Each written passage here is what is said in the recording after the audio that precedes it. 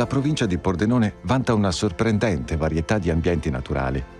Dalle prealpi carniche scendono fiumi d'acqua cristallina che hanno plasmato la roccia calcarea, creando incantevoli valli e spettacolari formazioni rocciose, per poi disperdere le loro acque poco più a valle nell'enorme materasso di ghiaie e ciottoli che costituisce l'alta pianura friulana. La stessa acqua riemerge poi nella bassa pianura, dando luogo al fenomeno delle risorgive, acque limpide, copiose e fredde, che rendono fertile la terra e formano fiumi navigabili. Sono ambienti naturali di rara bellezza, ma spesso inospitali o poveri di risorse, nei quali gli abitanti hanno dovuto ingegnarsi per sopravvivere.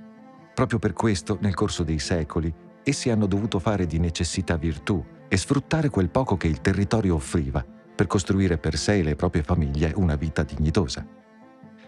Nelle nostre valli, per lo più isolate dal resto del territorio, raggiungibile solo attraverso impervi sentieri o strette mulattiere, per più di un millennio mani sapienti hanno intagliato il legno per costruire oggetti indispensabili, sia per la casa che per l'agricoltura e l'allevamento, mentre altre sbozzavano e scolpivano la pietra calcarea per costruire case, stalle, fienili, e altre ancora forgiavano il ferro per ricavarne oggetti taglienti.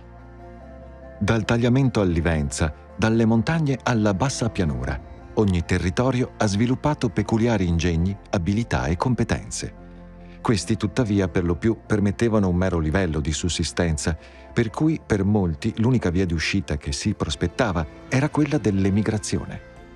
Migliaia di giovani uomini e donne e interi nuclei familiari lasciarono la nostra terra in cerca di una vita migliore, in vari paesi d'Europa ed oltreoceano.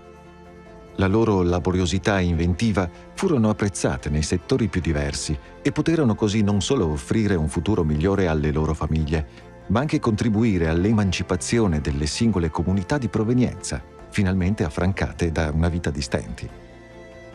Alcuni di loro sono saliti agli onori della cronaca, come Giacomo Cecconi di Pielungo, costruttore di ponti, tunnel, strade e ferrovie nell'impero austro-ungarico, e Luigi del Bianco di Meduno, capo intagliatore nel cantiere di Mount Rushmore. Senza dimenticare Primo Carnera, famoso pugile nativo di Sequals, dove è ancora possibile visitare la villa in cui trascorse gli ultimi anni della sua vita. Alcune di queste attività si sono evolute arrivando fino ai giorni nostri, altre purtroppo sono scomparse con il tempo e la loro memoria è conservata nei piccoli musei del territorio.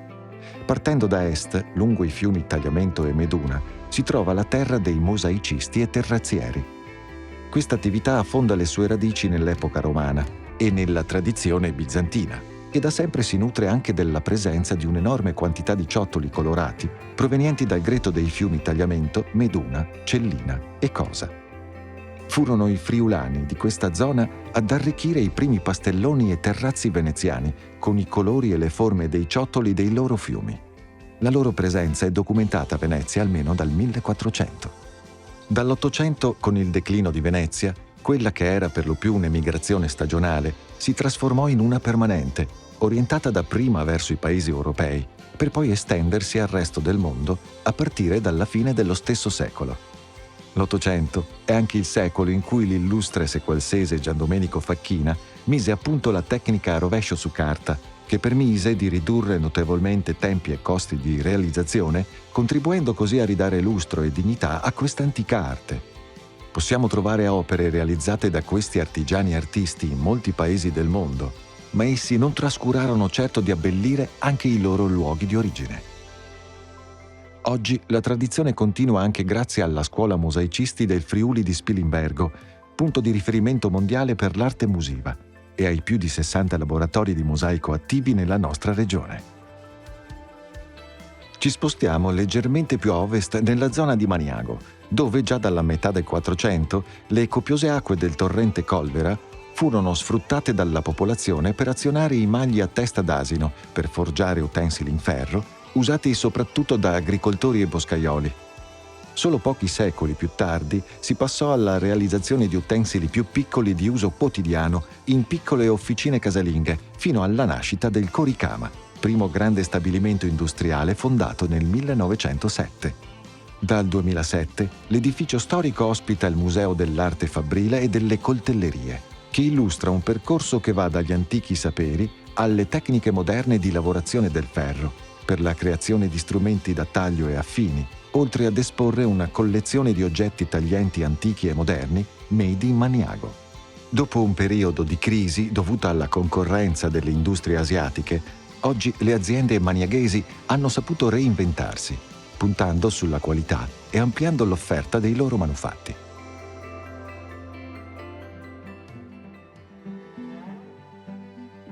Poco più a nord il paesaggio muta nuovamente. Siamo nella Val Colvera, luogo incantevole nel quale il tempo sembra essersi fermato. Antiche case di sasso con ballatoi di legno, dove un tempo si mettevano ad essiccare i pochi prodotti che la terra offriva, sono testimoni di un passato di dignitosa povertà, contrassegnato anche qui da una forte immigrazione. Alla fine dell'Ottocento la valle era abitata da circa 2000 persone. Ora una piccola ma vivace comunità si adopera per tenere viva la memoria dei tempi passati, ma anche per valorizzare e rivitalizzare questi borghi, organizzando numerose iniziative durante tutto l'anno. Mostre di artigianato, di pittura, fiere enogastronomiche, esposizioni di presepi e persino un festival di circo contemporaneo attirano numerosi visitatori, che apprezzano non solo l'incredibile bellezza di questa valle, ma anche la genuinità e la calorosa accoglienza dei suoi abitanti. Negli ultimi anni sono sorte alcune nuove attività, come l'allevamento di capre da cashmere, la creazione in chiave moderna delle calzature tradizionali chiamate scarpetti, l'affinamento di formaggi in grotta e persino un ristorante stellato. Andiamo ora verso sud per raggiungere una vasta area di pianura arida chiamata i Magredi. Essi rappresentano un paesaggio peculiare della nostra regione, mantenutosi nel tempo in quanto legato ai grandi fiumi e alle loro dinamiche. Terre magre, dalle quali era possibile ricavare solo fieno o da utilizzare come pascoli per ovini. Oggi parti di questo territorio sono siti di importanza comunitaria o zone di protezione speciale, istituite proprio per salvaguardare la flora e la fauna di questo ambiente naturale, unico nel suo genere a livello mondiale. Una parte molto più estesa, invece, si è trasformata negli ultimi 100 anni in un comprensorio vitivinicolo di eccellenza, specializzato in modo particolare nella produzione di barbatelle, ovvero giovani piante di vite. Tutto cominciò all'inizio del XX secolo, in seguito alla comparsa della fillossera, un temibile parassita proveniente dal Nord America che già da alcuni decenni stava devastando completamente le viti europee, colpendone le radici. In seguito a numerosi studi, la soluzione fu trovata con l'innesto delle gemme delle viti europee su un piede americano, resistente a tale parassita. I primi vivai cooperativi di Rauscedo nacquero già negli anni 30 e meno di 20 anni dopo si era già arrivati ad una produzione annua di 5 milioni di barbatelle. Molta strada si è fatta da allora, anche grazie all'avanzamento della ricerca scientifica. Oggi i vivai cooperativi di Rauscedo sono leader del mercato mondiale con una produzione annua di 80 milioni di piante, 2.000 occupati e una distribuzione in 35 paesi del mondo. Spostandoci ora verso ovest, raggiungiamo il comune di Polcenigo, dove inizia la linea delle risorgive che caratterizza la bassa pianura friulana. Qui l'acqua abbonda e la terra è fertile, ma in passato per la maggior parte della popolazione, composta da mezzadri e piccoli proprietari, questo era appena sufficiente per sopravvivere. Anche qui, oltre all'agricoltura, i lavori più diffusi erano quelli degli scalpellini, tagliapietra, muratori e falegnami, che spesso erano costretti ad emigrare. A partire dalla fine dell'Ottocento, però, nuove possibilità e prospettive si aprivano grazie all'avvento del turismo, soprattutto nel settore alberghiero. Cuochi, camerieri di sala o ai piani, facchini e portieri si trasferirono soprattutto a Venezia, ma anche in altre città. Il lavoro era duro, ma quasi sempre comprendeva vitto e alloggio e non era troppo lontano da casa. Questi non erano certamente vantaggi di poco conto. Ecco che molti trovarono impiego nei lussuosi hotel delle città e iniziando da ruoli molto umili, spesso si costruivano una brillante carriera come primi chef o direttori d'albergo. Cuochi e camerieri provenienti da tutto l'arco della pedemontana pordenonese erano e sono molto apprezzati e richiesti nei migliori ristoranti e hotel del mondo. Memorie e testimonianze di questa lunga attività sono state raccolte nel Museo d'Arte Cucinaria di Polcenico.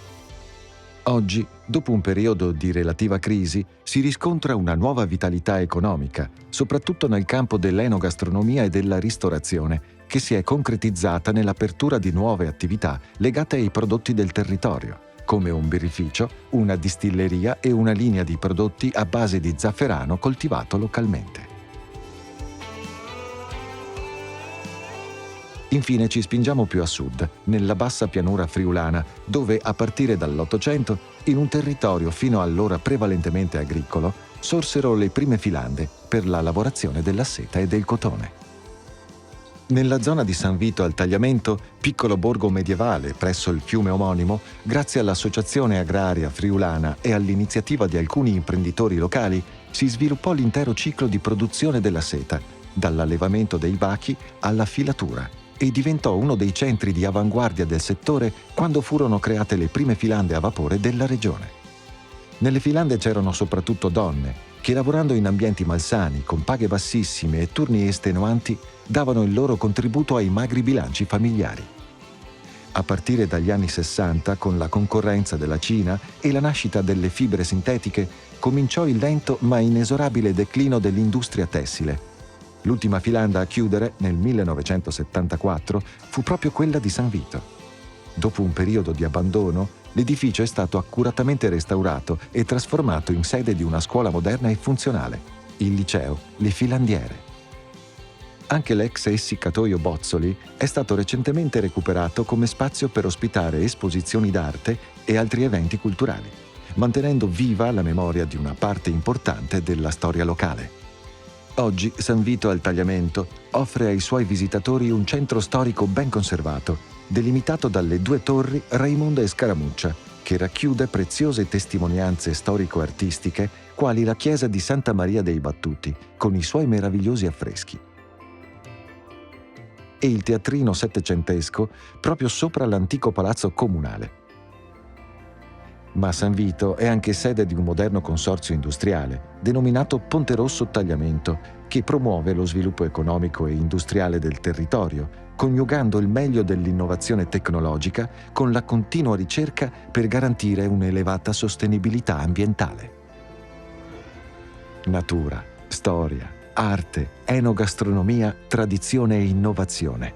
Tutto questo offre un soggiorno nella provincia di Pordenone, insieme all'opportunità di scoprire le proprie radici attraverso la conoscenza e l'esperienza della terra dei propri avi. Oggi il progetto nazionale Turismo delle Radici mette a disposizione una piattaforma web denominata italea.com, che offre strumenti e servizi per la conoscenza della storia familiare e della cultura d'origine dei discendenti degli italiani emigrati all'estero.